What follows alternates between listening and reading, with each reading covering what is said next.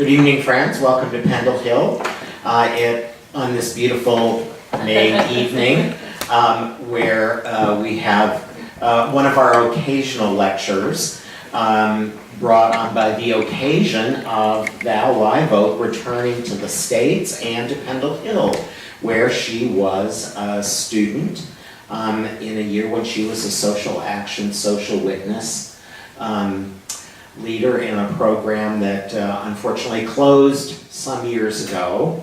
But it was such a vibrant program, and Val was a very important part of it. Many of the volunteers in that program were a good bit younger in their work.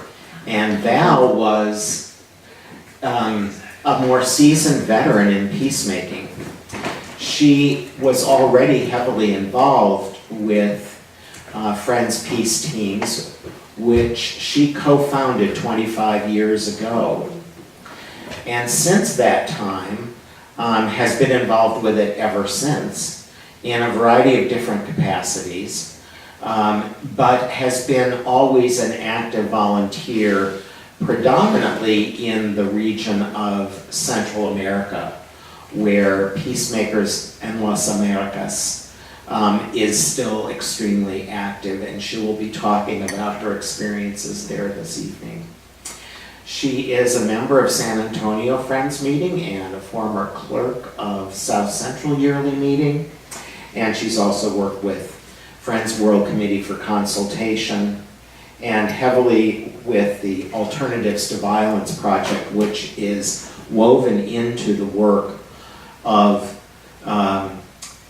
Friends Peace Teams both in Central America and its work in South Asia and Indonesia, up through Nepal, and perhaps best known to Friends other than in the Americas as part of the African Great Lakes Initiative, where trauma healing and peacemaking among Hutus and Tutsis in particular from Rwanda, Burundi, and the whole African Great Lakes Initiative, where there have been displaced persons and a great deal of violence in 20 years ago. So without further ado, I'm just very happy to welcome back to Pendle Hill Val Liveoak, and we'll have a nice informal discussion. We aren't live streaming this evening, but we are recording. So if you'll wait for me to bring you the microphone to make sure that the recording picks up your questions as well as Val's answers. So, would you like to speak out of the silence? I would. Thank you. Let's fall into a period of silent worship, out of which Val will speak to us.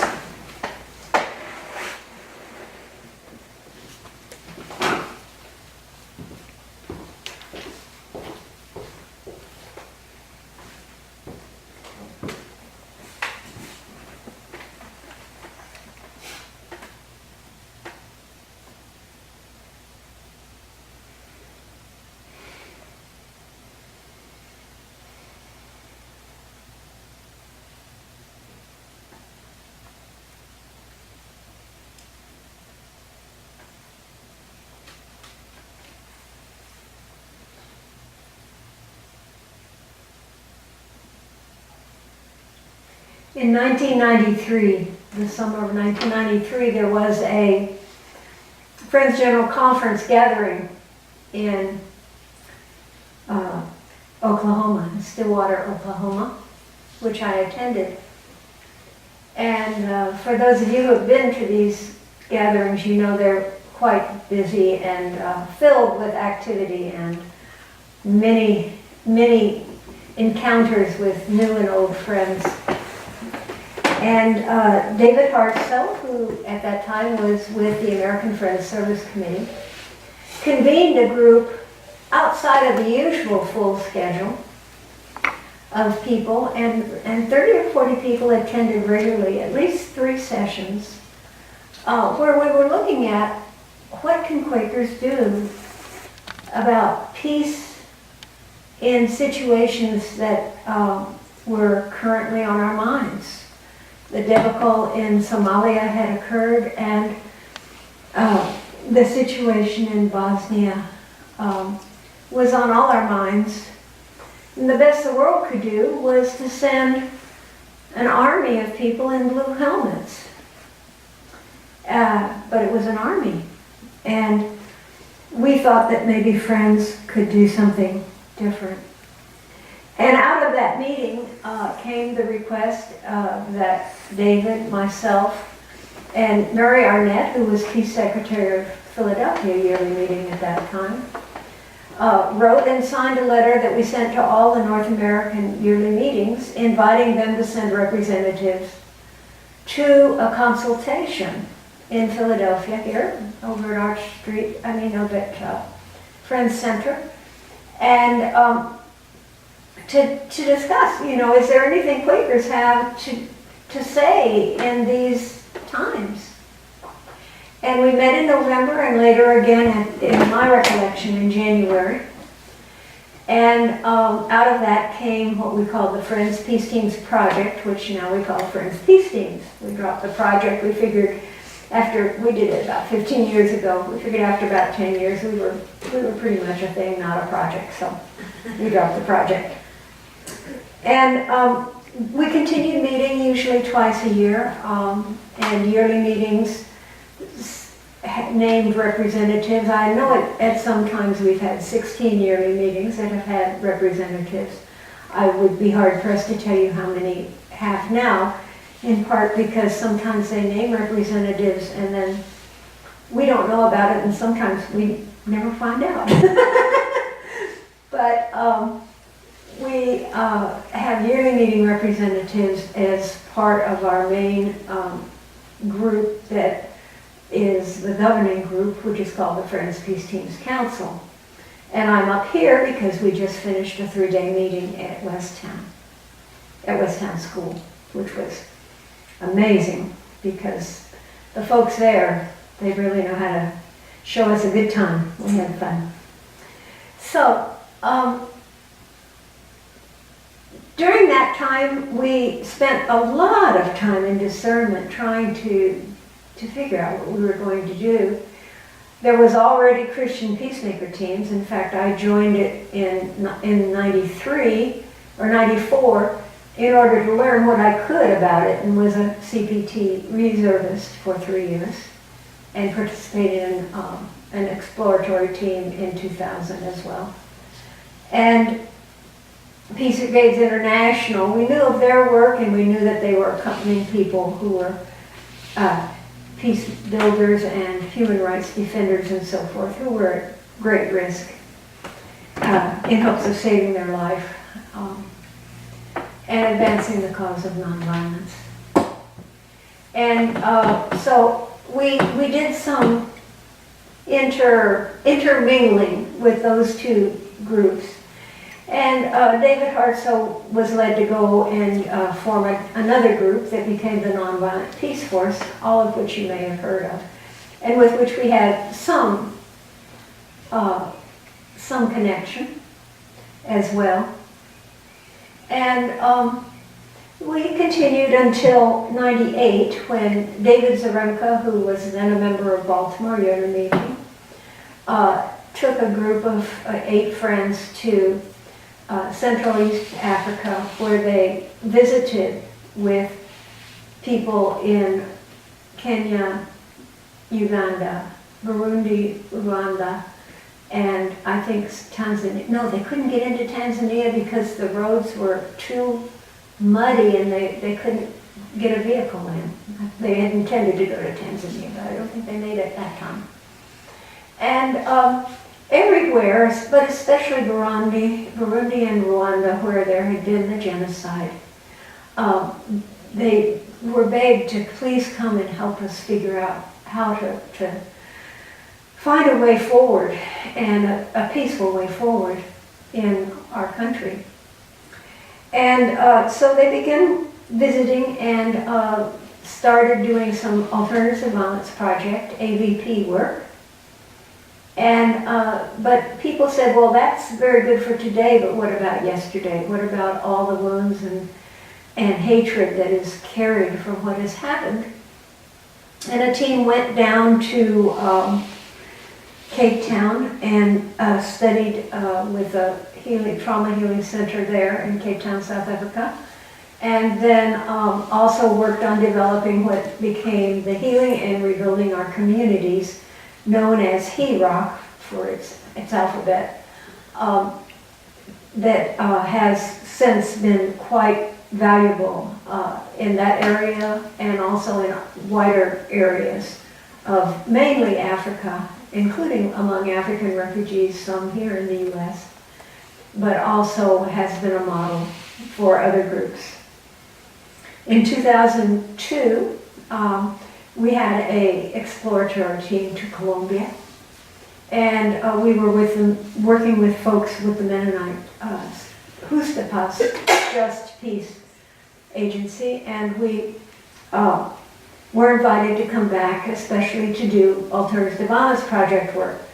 While they had had some AVP work earlier, including a visit from Steve Angel, who was kind of famous in AVP circles, they had mainly borrowed the methodology for use in other things and hadn't developed an AVP program. So we began to visit there, and by 2006, we had trained 4 facilitators there who could then train other facilitators. And so they carried on the main thrust of the AVP work there. In 2007, after I had been watching what had been going on with the HEROC in Africa, we invited a Colombian woman to go with me, and already there was our colleague from the Latin America Working Group, whose name is Celia Yoakum, and who's a psychologist and helped work on design too of that program. So we went, the 3 of us were there in both Rwanda and Burundi, and we discussed several times if this would be something useful in Colombia, which Alba was quite sure it was. So we wrote up a manual, and Alba translated it, and CECE offered us a number of activities, and I did a few more, and Alba helped create more, and we drew some from the rich store of popular education, as they call experiential education in Latin America. A lot of activities there. So we began doing the trauma, we called it trauma healing or trauma recuperation there. And it's a little different from what is done in Africa. In Africa, there's a little more teaching going on, and we do a little more like psychodrama, because CECE that's her field in her psychological work as a psychologist. So we did that there and continue to develop work in Colombia. We developed really 5 or 6 centers of our work, of which some are still actively associated with Peacebuilding and Las Americas, the Latin America program. And some have gone off more or less on their own. But day before yesterday, well, maybe Friday. I mean, how many days before yesterday was that? 2 days before yesterday, 3. We were visited by 2 Franciscan sisters whose their Franciscan congregation has undertaken to do AVP throughout the country wherever they're located. And they've done probably several hundred workshops so far. And for example, trained as many of a 1,500 staff hospital that wanted to take it. And those people go out and do it in their communities as well. So it's really increased AVP. 2007, we started visiting Central America, and we visited El Salvador and Guatemala, and later developed programs there. Guatemala was deeply helped by Saskia Schumacher, who is a volunteer from New Zealand and who had lived in Guatemala decades before. And so she put a great deal of effort into the program in Guatemala, which is strongly supported now by New Zealand Yearly Meeting. And I chose to return to El Salvador, where I had lived during the war in El Salvador, working as a representative of South Central Yearly Meeting and training village health workers. So I returned to El Salvador and was mostly working out of there. And then we began working in Honduras. And the way we build the programs, I sort of would compare it to like a puddle where one thing falls into it and it ripples out, but maybe it's raining, so there's another drop here and another drop here, and they ripple out like that, so that the movement on the pond is increased, not just by the circles that go out, but by other circles that form, and people want it for themselves, and then they want it for others. And we train trauma healing groups in Central America in 2010. So we've been doing both of those programs in Central America and Colombia. And it's been great fun. And it's been, a second half of my life's work for sure, and a great privilege. And I've done it with a lot of support, but a lot of it has also depended on me. I retired from coordination or administration of the work in 2016, and we hired an administrator named Monica Meyer, who's very good and who lives in Quito, Ecuador. So now we have a little bit of work in Ecuador as well. And I counted twice because I scarcely believed it. I still scarcely believe it. But with all the care I could exercise, I counted up, and I think during the time I was active with this program, over 900 workshops were held.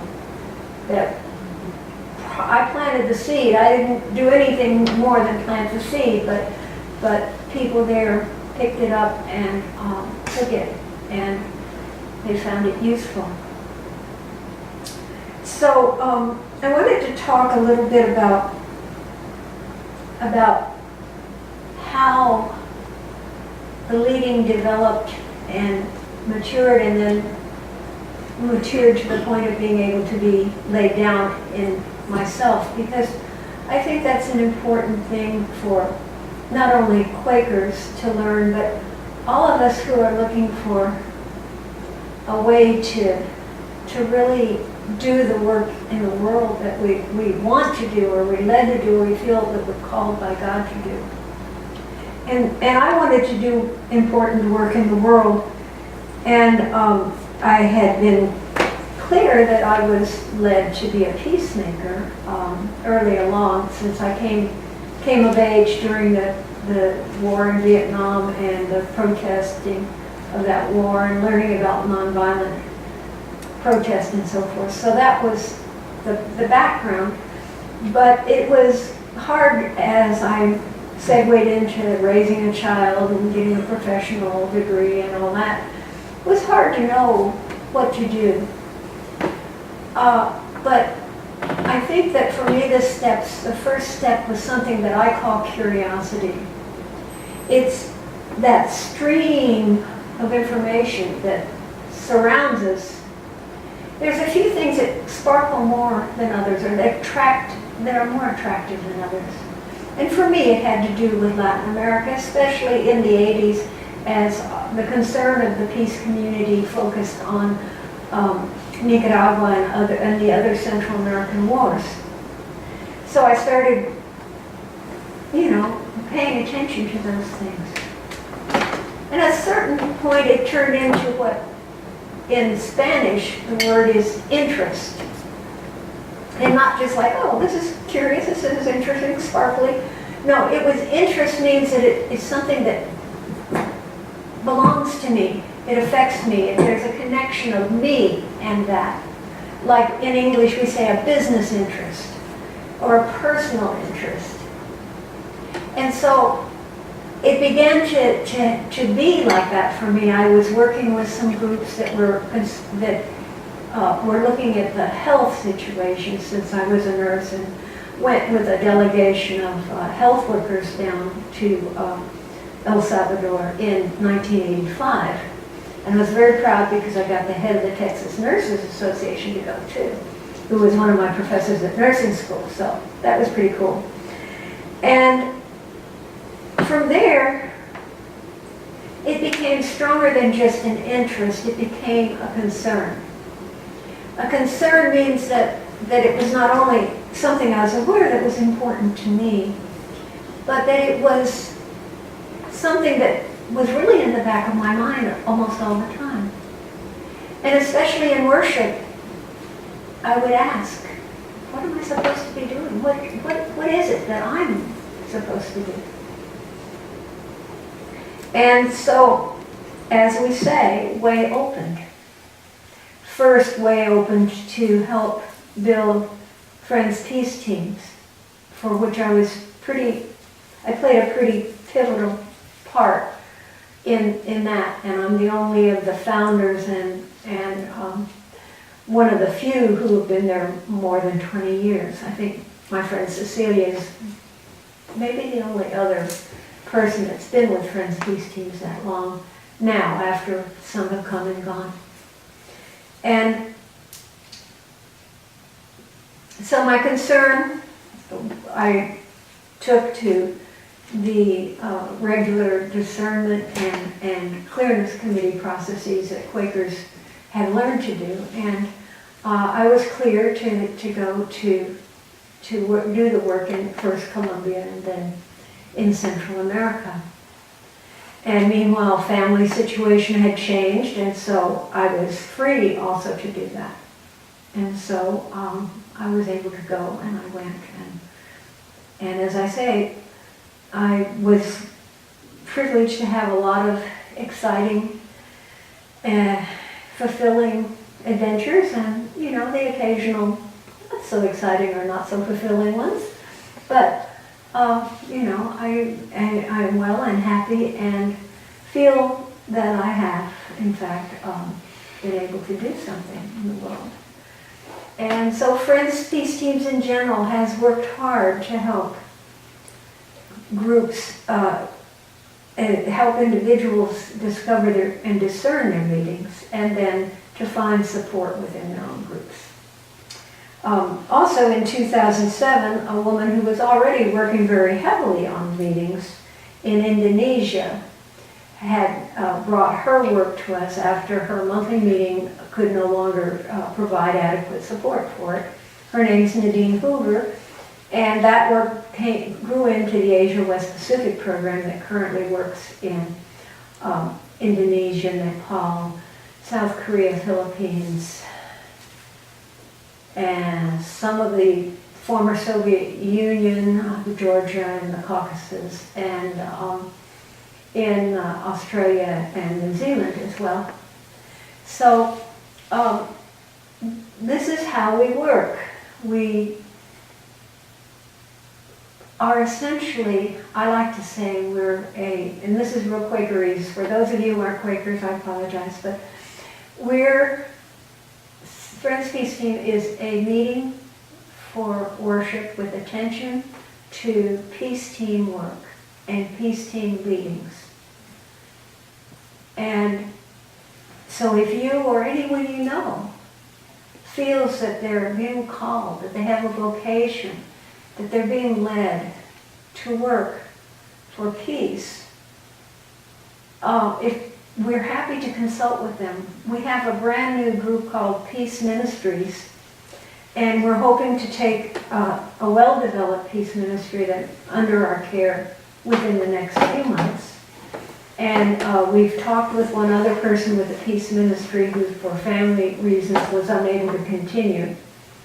But we do invite people who have either the beginning of a ministry or one that's well developed, but that needs support. We can offer some administrative support. We have an office, we have a bank account, we have a 501c3.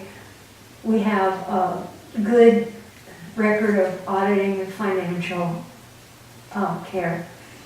And we depend on leadings. Occasionally people ask, well, why aren't you working in, and you can fill in the blank. And our answer is, if you, friend, have a leading to work in there, bring it to us and we'll see how we can support it. Another project that's part of the Peace Ministries now is that I wanted to tell you about, that you may or may not know about, is working on a project called The Power of Goodness, which came to Nadine and the Asia West Pacific folks through work that had been done in some of the former Soviet Union countries, and maybe through the Friends House in Moscow, I'm not sure. And that was gathering stories of where peace and goodness prevailed in situations that were surprising. And so they published a book called The Power of Goodness, and they have actually one lesson plan for using one of the stories in a religious education setting for adults or for children. And that's in our current issue of Peace Waves magazine. We had a lot of yearly meetings coming up, so we didn't have too many loose ones, but this is the one from the fall. And Could you pass it around? yes, I'd be happy to. Thank you, Helene. And also I have brochures if you are interested in just knowing a little bit without having to get too involved. So I have some of it data. And actually that has a version of this talk in it. And this is also online. And it's also online. You can go to the website, friendspeaceteams.org, and see it online, and also the current issue, which has the how to use a story from Power of Goodness in that. And that's a way to, through storytelling, to help people understand that even in the face of potential or real threatened violence, there are ways that we can change it, the way our goodness can shine through to the goodness perhaps inside of the person who intended otherwise. So that's a very important activity that is involved with us. And so just a little more about my leading to lay down my strong coordinating role with Friends Peacebuilding and Las Americas. I didn't actually use a clearness process, but I did use a discernment process of just feeling like I could tell that my own weaknesses were becoming weaknesses of the program. And I wanted someone else who had different strengths to come in, maybe plug some of those holes and hopefully build on what I'd been able to build. And I believe we have found a person who does that. Our biggest challenges are challenges of time and energy and money, just like everybody else every day. And we have really no lack of people who want our work, so it's no longer a challenge to find people who are interested, and many of those become long-term relationships and partners for us. One thing I consider a lot, since I live in San Antonio, Texas, and down near the border, is the exodus of people from Central America. And I actually have joined a call. I thought I made it up, but I see that other people have also come to the same concern of a Marshall Plan for Central America. I don't think people will leave and sell everything they have and risk everything they have and take their children and walk 2,000 miles just because they want to come to the U.S. Although they do want to come to the U.S. because they think it's safe and they think there's a possibility of economic benefits of doing that. But they're leaving from a terrible, terrible situation where people say, when we leave the house in the morning, we don't know if we'll come home. And some of those women are in houses where they don't know if they'll be safe there because of the heavy amount of domestic violence, and some children as well. So I think that, and I personally don't trust our government to undertake it. The Marshall Plan was a government program after World War II that even enemies' countries were rebuilt. But I don't think that our government has shown itself capable of administering something in an altruistic way, anything approaching altruism. Right now, foreign aid mainly means military aid around the world. But I do think that there are many small people-to-people programs, both nationally in the countries involved and internationally, that can help. And I hope that helping people learn alternatives to violence, helping people learn how to work together in good and cooperative and ways, and that when conflicts arise, they know how to stay together as they work it out, rather than just giving up or worse, looking for revenge against the person they feel harmed them. I can only hope that that will help make the countries better. And like the rain, a little bit is welcome, but some places a lot would be a good idea. And so we're dropping our little drops of rain, our little seeds, and there's much possibility for any kind of seed of peace to germinate, because people want to live a good life. They want a good life for their children. They want safety and security, a little bit of economic opportunity. That's good, because you have to live, you have to eat. Nobody's giving you stuff. I guess some of the people still make huts with things they've cut down in the forest and thatched roofs and so forth, and that gives them a certain amount of shelter. But most people want to live in a cement block house with windows and doors and so forth, and all that has to be bought. And so I'm just hoping that programs like ours and many, many others can have support. If you're concerned about the way immigrants are treated on the border, of course protest. Of course try to make that better. Of course help the groups that are helping them.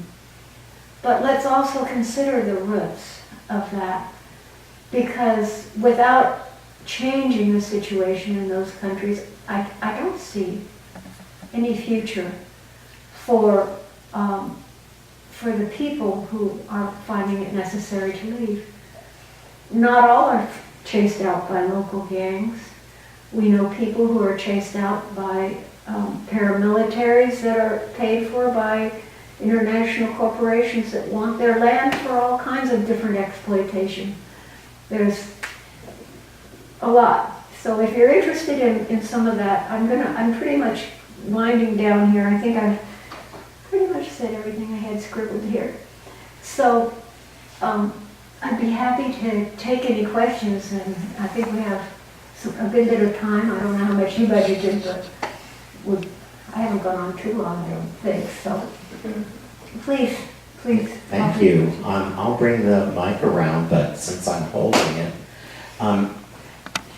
there was this period where you were in discernment, in prayer, going, what is my work? And then like the next sentence was, and then I went to Central America and did my work. And there's some more discernment in there that So how did you know what the work was that you thought you were being called to do, one?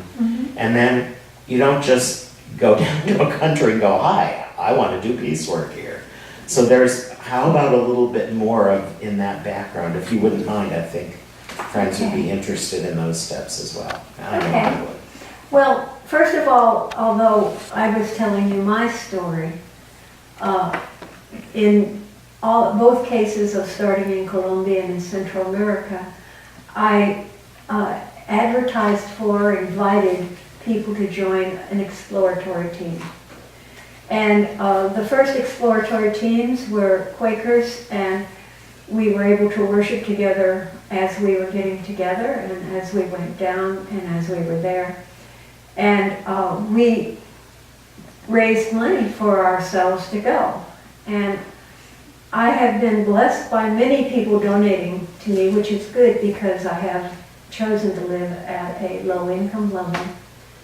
And so we've received donations. Fortunately, we already had the fiscal agent and the fiscal setup that had already been put into place earlier that supported also the African program. So people had a place they could send money and feel good about. And, you know, we had a little bit of reputation, I think, so that we could ask for money. We had a good bit of support in my yearly meeting and also in Philadelphia and Baltimore yearly meetings, where the individuals involved were well known, or known to some degree anyway. And so there was material support. There was moral support because the meetings supported their members to go. And the existing Friends Peace Teams organization provided a great deal of moral support. And then we had a few contacts. I had known one of the people working in the Mennonite Peace and Justice Agency, who had, in fact, while being Mennonite, had been clerk of my friend's meeting in Austin for a while. That's how these things work. And so we went there, and they had a huge circle of outreach because Mennonites have had a strong peace presence in Colombia since they were founded, since their church began there in the late 40s. And so we had that good contact. I had actually gone on the Christian Peacemaker team, exploratory team 2 years earlier. In Colombia. In Colombia. So I had gone to help with that, even though I was no longer a member of Christian Peacemaker team. But so I had those contacts. And then in Central America, we had contacts with a Presbyterian group called SEDEPCA in Guatemala. And in El Salvador, we had some contacts actually with the Friends Church there. And we did a workshop in the Friends School in up near the Honduran border, not in San Salvador, but up near the Honduran border. Also because I had served with a church-related program called Peacebuilding in El Salvador in the 80s, I had contacts with that organization. It still was there. And so we began the ripple. We didn't have to begin with just dropping into this puddle without knowing anybody. We already had the beginning circles of contact. And we had, through those contacts, we've gotten other contacts, and we visited a number of people that I don't think we ever had much further contact with, but we did do a lot of visitation and learned a lot about situations from the groups that we visited. And I was able to, since I was able to, when my mother died in 2001, I received a rent house from her, so that was adequate income for me to completely be mostly self-financed, or at least able to finance my life in the States, so that all I needed to do was finance my travel. Thank you. Thank you for filling in that useful bit. Questions? Jen? Jenna. Val, could you tell us a story or two about maybe particular people or particular communities that you worked with that you know benefited from your work, and how did you know they benefited from your work? Okay, thank you.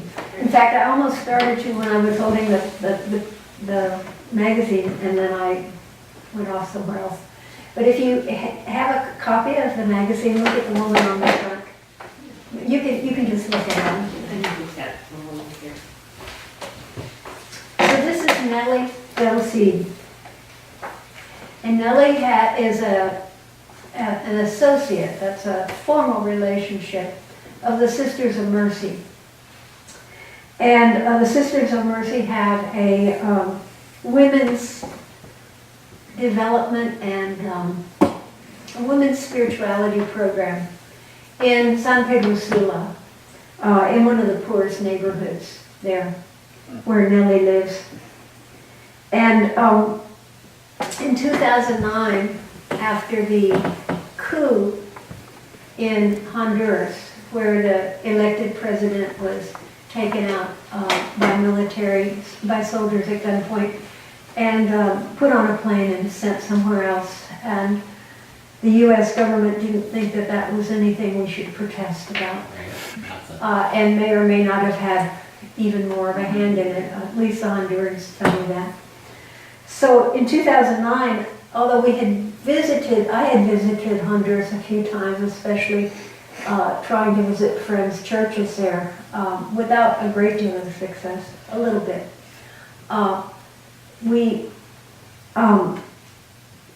I was passing on my way through to Colombia. I was passing through Costa Rica. The Friends Center in San Jose, Costa Rica was sponsoring a delegation to Honduras. This was in September after the June golpe coup. And so I said, oh, would you be interested in me coming? And they said, oh yes, they really wanted me to come.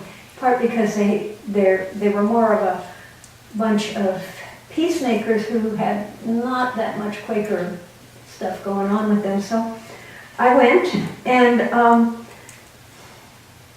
they asked, we were in Tegucigalpa, the capital, and they asked who's willing to go to San Pedro Sula to see what's going on there, because there was a huge amount of public uprisings, a lot of organizations, women's organizations, educators' organizations, labor unions. It was an amazing group of people protesting the coup. They said, do you want to go?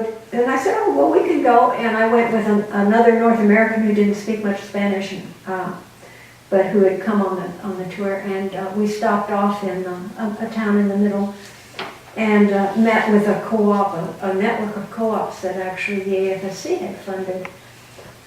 And built a very nice center for, and learned about their work. And I started getting on the phone to the person who was supposed to meet us in San Pedro, and couldn't get a hold of him, but we got on the bus and went the rest of the way. And we got to the big terminal there, and I was calling the person, and no answer. After about half an hour, I realized, we really didn't have a plan B about this. Here we are in the bus terminal, and it's dark. And so I called the contact in Tegucigalpa, the Honduran woman, and she said, I'll arrange for something. And she called me back and said, a woman named Nellie will come pick you up, and you'll know that she'll pick you up, go out to a certain exit. So we went out, and she picked us up, took us to her house, gave us a place to stay, gave us dinner without any warning, put us up. And the next morning, we're sitting around the table, and what do you do? Oh, well, we have a women's center where we work with women. We do women's health, we do issues, we advocate for women's rights. We have a strong campaign against the killing of women, which is done without any, with complete impunity in Honduras. And other things like that. And oh, what do you do? And I said, well, we're doing these workshops with, conflict resolution, nonviolence. And she said, that's just what we need. So that was September. She invited us to do a workshop in February of the next year. And by 2012, they were doing 15 or 20 workshops a year. And they continue to do a large number of workshops right now. Much of her work through the Sisters of Mercy program is with women. Garifuna woman, I don't think we have a picture. No, that's in the other issue. Women of African descent on the coast whose land is being taken over for tourist groups. It is a beautiful place, but don't do your tourism on the Caribbean in Honduras, please. Or don't stay at the big resorts. With indigenous women whose land is being tried to be taken for both lumbering and mining purposes. And she was heartbroken when Bertha Cáceres was killed. We were together doing an AVP work in Panama, and we had to do some serious worship that day. So that's Nellie. She's amazing. She's totally amazing, totally committed, and such an amazing person. Did you get to meet Nellie? Mm-hmm. Yeah, she's amazing. Her partner in that work for a long time was Aida, and this is an article about her in the back pages of that. I guess another story is, I'll tell you about Alba, who was our first main contact in Colombia. Alba was active in the Presbyterian Church, and if she'd been trained in seminary. I don't know if she was ordained or not, but she had been very active, and she was working with the Justipas program in Bogota, and really loved AVP, just really took off with it and was leading it for quite a long time. And she said things like, this is the way to find how to save ourselves from the violence we're in. We're in a culture of violence, and we need simple things that we can do to build a culture of nonviolence, because we've been at war for 60 years. We really don't have much idea, and the wars in the homes as well. Women are beaten or killed, or people are killed by one side or the other in front of their family members, and the trauma is terrible. So she's another one who saw it as a useful tool and just wanted to take it and run with it. Do you have any other really cool stories? I have a lot of wonderful, cool relationships, but I don't know. I have another story from Honduras. It's one of my favorites.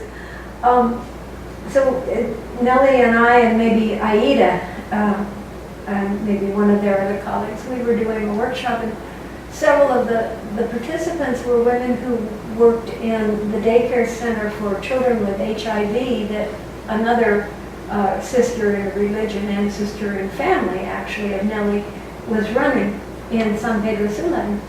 She was known to have pretty much a temper, this lady was. So on the second day of the workshop, or the third day of the workshop, she came in and told us this story.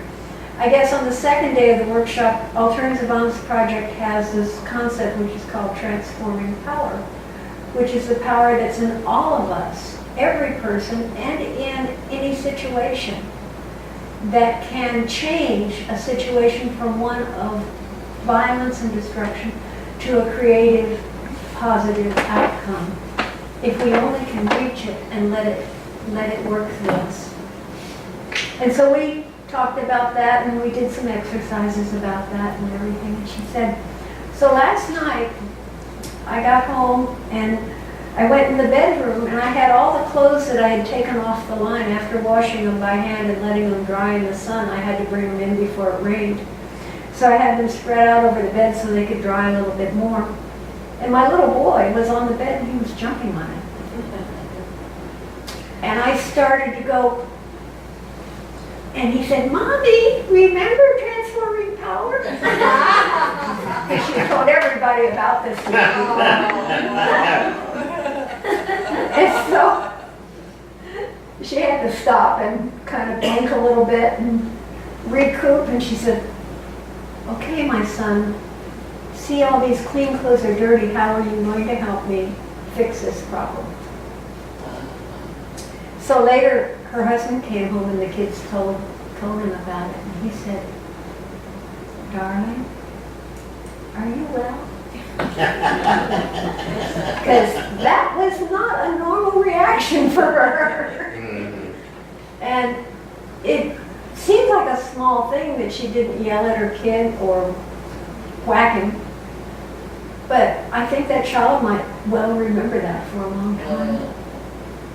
And maybe a little more has rubbed off, and maybe she's been able to keep in touch with that, or at least receive reminders of it internally or from outside. And that's the kind of story that if you ever get involved with AVP, there's no lack of those stories. There's no lack of those stories. And some are a lot more, the situations are a lot more dire. And some are even less dire than that, but important steps towards peace. Thank you for the question. Good question.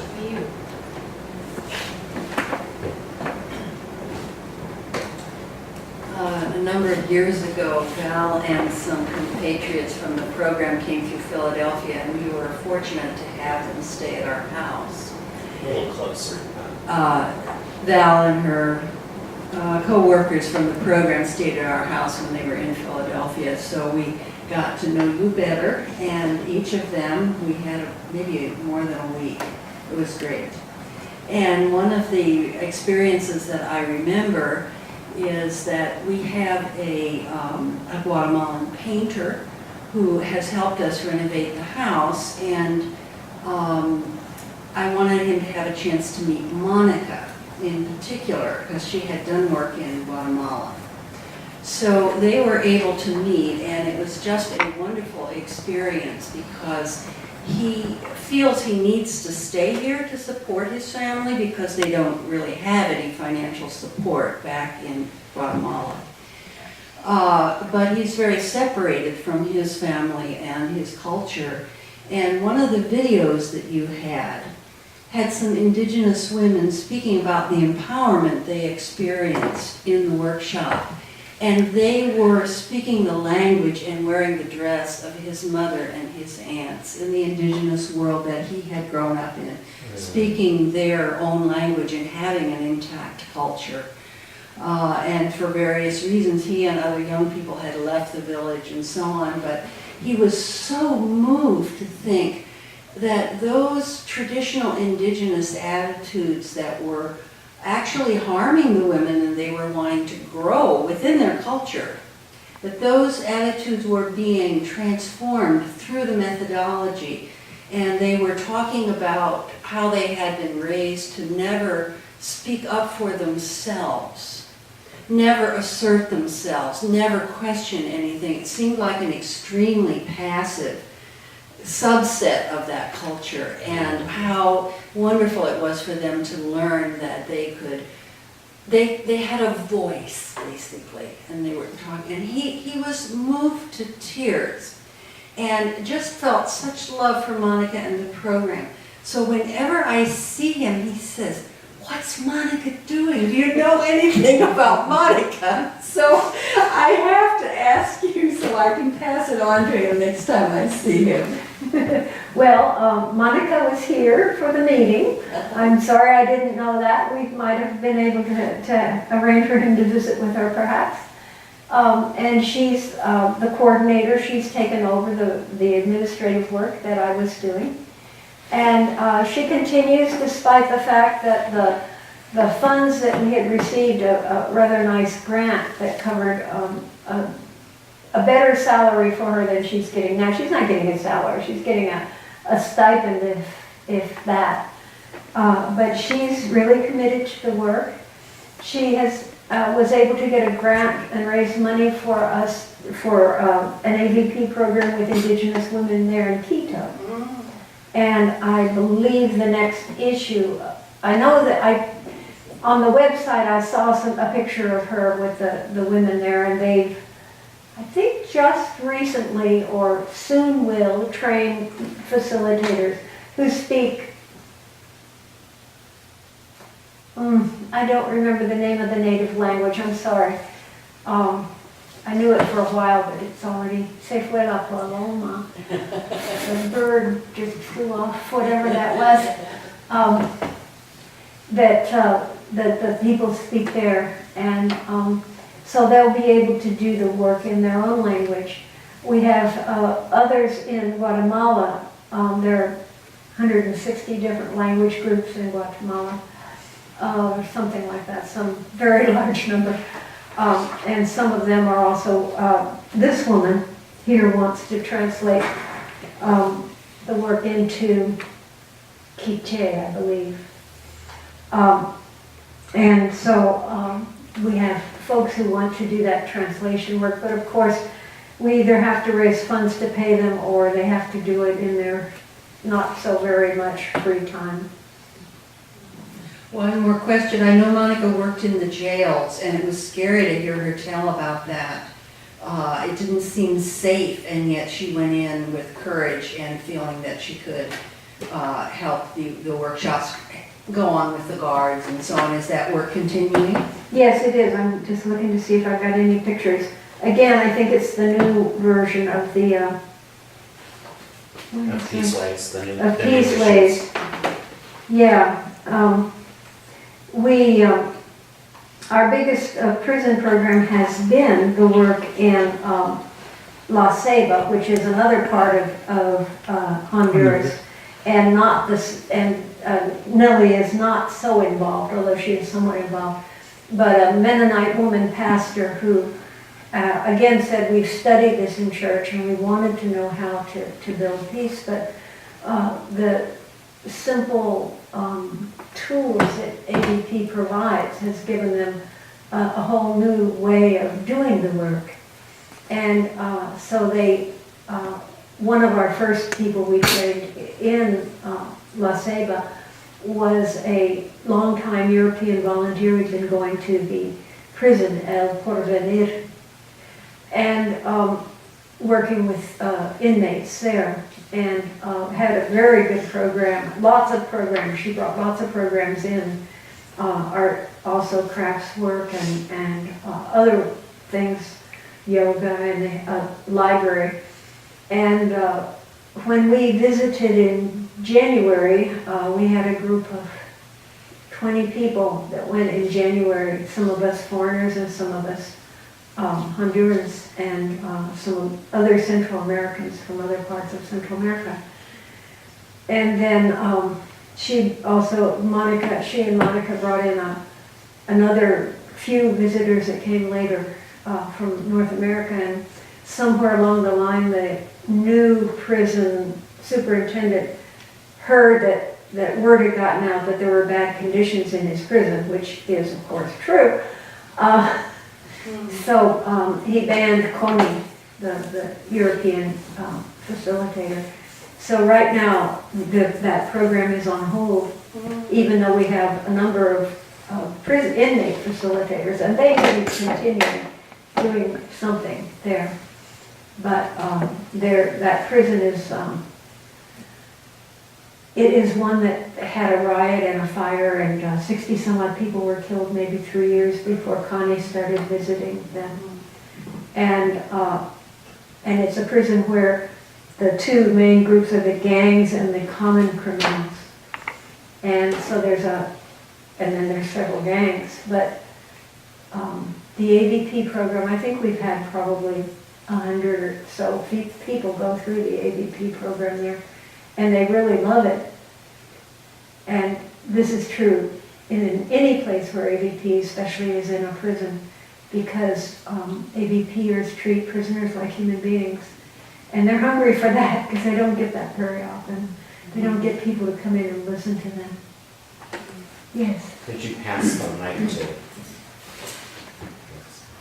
A little closer, I can already tell. My name is Ruth Ann. Oh, Oh, Griffin, I didn't recognize you, Griffin, I'm sorry. And I remember you from being here at Pendle Hill. I think it was 2002 or 3. Is that right? That area. And I was in the midst of an incredibly culturally challenging time where I needed to redefine who I am and how I function on this planet. And so maybe I was wrapped up in my story a bit, but I remember so many things about your presence, and I can even quote you. But I would like to know what you remember of your time here, and maybe how it fit into your own process, just out of curiosity, but also out of gratitude for Pendle. Thank you. That's a good question. Thank you. Wow. I had been involved with the care of my mother who had dementia, and she died in August of 2001, which changed a lot of things for me. Among one is that she left a rental house that I was able to rent out, and that was providing me with about $700 a month, which was enough to live on. And so I stopped feeling the need of getting other work. And one thing I was interested in was Pendle Hill, and I applied for the scholarship program and was granted pretty much a full ride here, which was great. And so I came in September, I think, 2002, and stayed till early June of 2003. And it was a great time.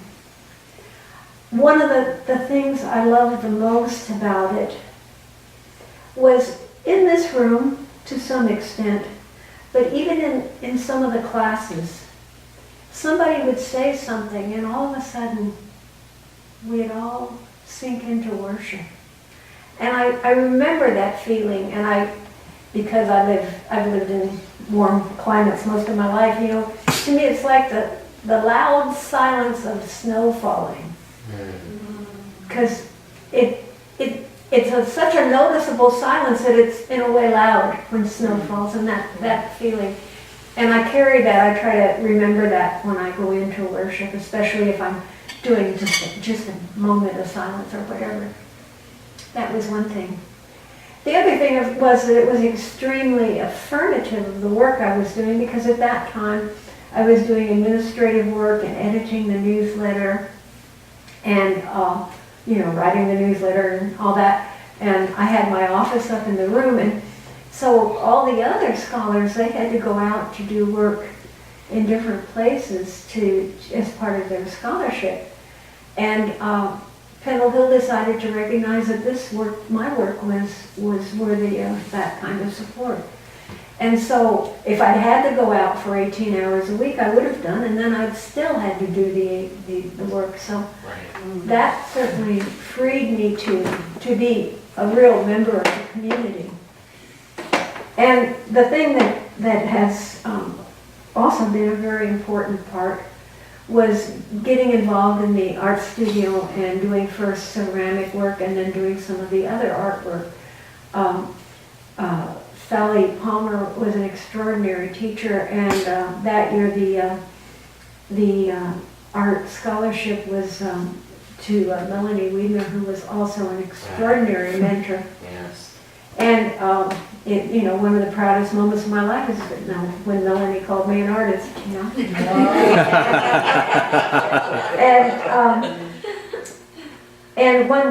And each year we had 3 terms. At the end of each term, we'd have an art show. We have a show in the studio, which was mostly art projects. And the winter term, I had to work really hard, and I was sick a number of times. February's a bad month. It's a bad month here.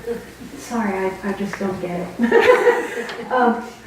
It just doesn't work for me. But I had finally gotten a newsletter done, and that was really all I had to show at the art show, because I hadn't done much else. And so many people said, well, that's the art of peacemaking. And so that I don't know, it just reinforced my work as a peacemaker and also as an artist, which I continue to find a great deal of joy in it today. So those are my main ongoing connections to Kendall Hill. Thank you for the question. Good question. Yeah. Francisco?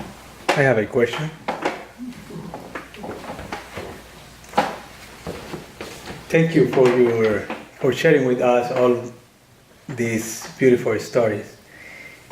I am very familiar with many of the places that you mentioned, and as you were telling the name of the different prisons, I was just laughing inside because, you know, El Porvenir, the future to come, for a jail, like, I don't know if it's in another places, the victory, you know, and so on.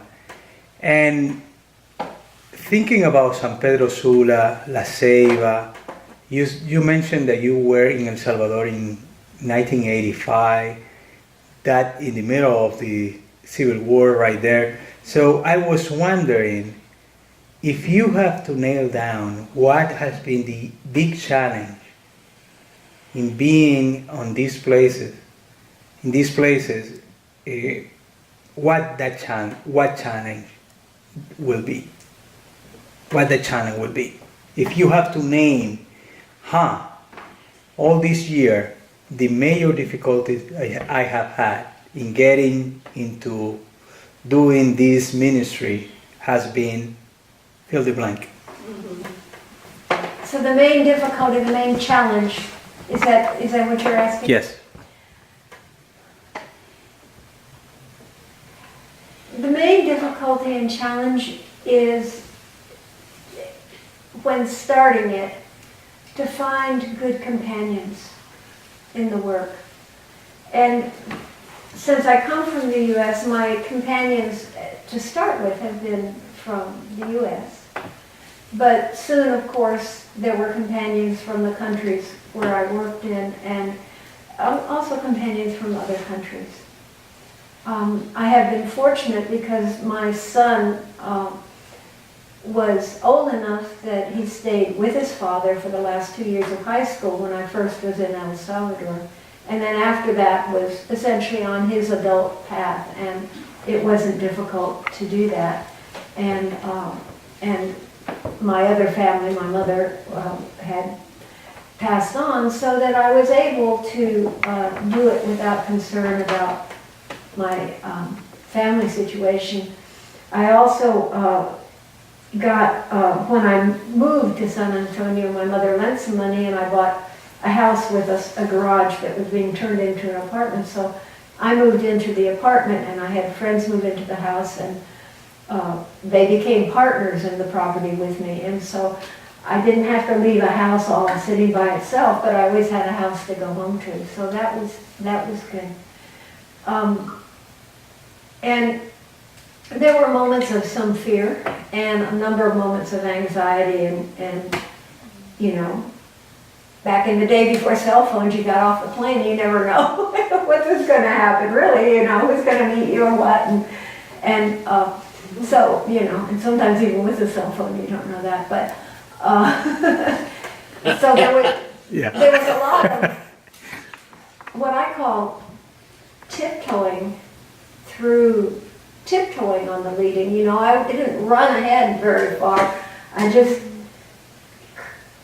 learned to think about or to take a small step and then see what it meant and reflect on it, and if it seemed good, then keep going. And of course there were those moments of serendipity when someone like Nellie just falls into our connection, you know. Serendipity, divina providencia, God's will, whatever. There's something that draws people together, I think, when they're working in this sort of work. To some degree, finding the funding for it has been challenging, not so much for me, because as I say, I'm independently poor, so I don't have to worry about money. But you know, the projects themselves take money. And finding a way to help people participate financially in them is sometimes a challenge, but mostly a joy because people do. Yeah.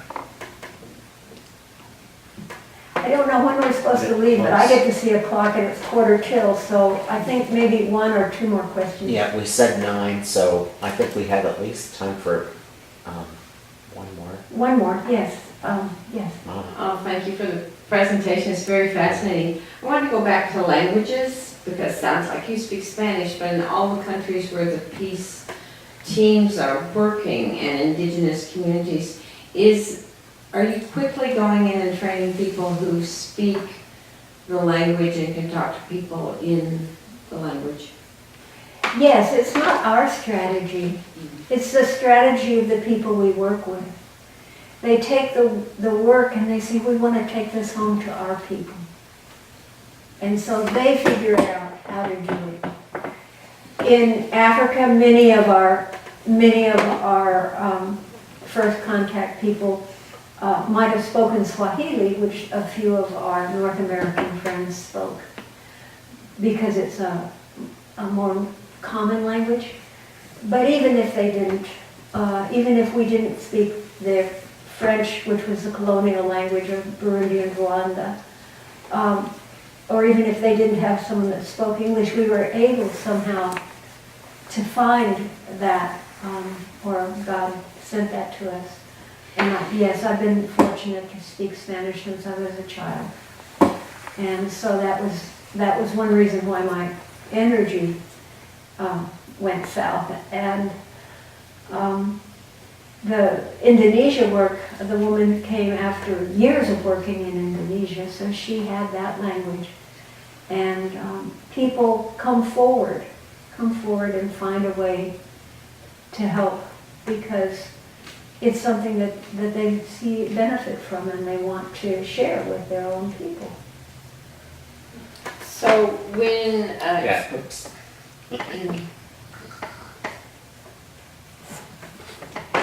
so when you're working with, or looking for team members from the United States specifically, I mean, it sounds like work that almost can't be done without language.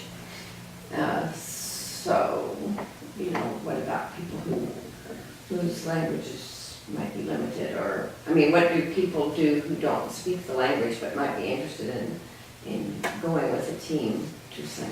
Well, it's funny you should ask that. We have a very active member of Friends Peace Team named Dan Nusso, lives in Boise, Idaho, and she may speak some French, but I don't think she speaks any other languages. And she was after me from the very beginning to go to El Salvador, and I said, well, or to Latin America, and I said, well, you don't speak English. I mean, you don't speak Spanish. I don't see how that would work. And she was taught kind of mediation. So she finally persuaded Monica, who's a little more open to some things than I am. And she came and she and her partner did it through translators. We found several people to translate. I translated some, and we found our strategies for providing the translation. It takes twice as long when you're translating it, but it was worth doing. So that's one way. In Burundi, when we visited there, Alma, who didn't speak English, much less Spanish, well, she spoke some English. We had one of the Burundians who spoke their language, Kirundi, also spoke with us in English, and I would translate anything in Spanish that Alma needed. We cobbled together something, because, where there's a will, there's a way, and we work on that. Thank you. And so if you felt a call to go to one of the countries where we go, and especially if you had a skill that people really wanted, like our friend who can teach mediation, then we would find a way for that to happen. And if not, some of the groups offer delegations where you can go and just see and learn about the work, and we could help with that also. Okay. I would like to refer back to something you said during the talk, which resonated with me very much. And that is that these people don't walk thousands of miles to come to the United States for no reason. You know, they really have to be highly motivated, and probably they want to stay home in their grandmother's place, and they want to be with their family. And I feel that so much, and longing to invest in those communities is a beautiful thing.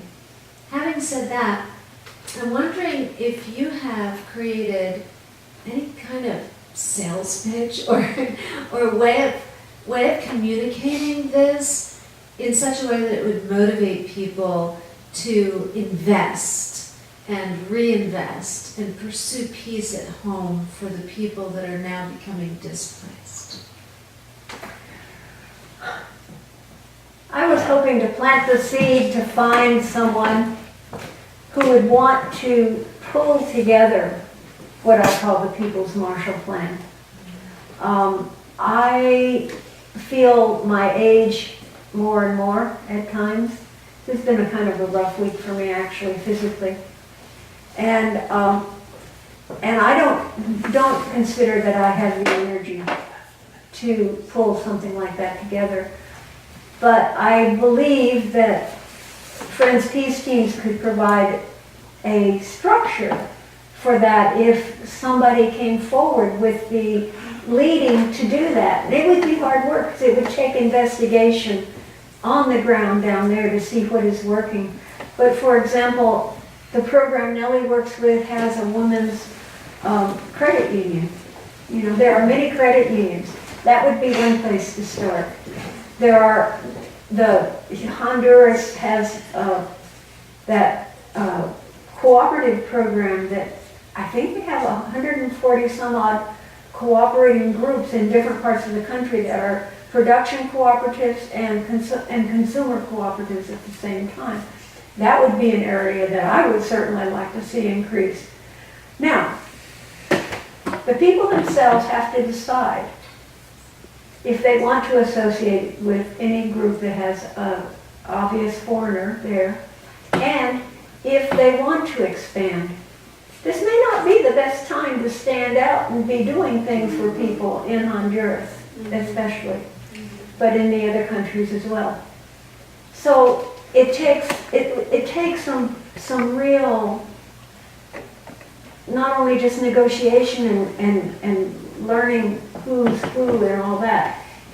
It really does take a big level of human investment as well as I'm sure financial investment. And not everybody who's good at the human interaction is good at fundraising.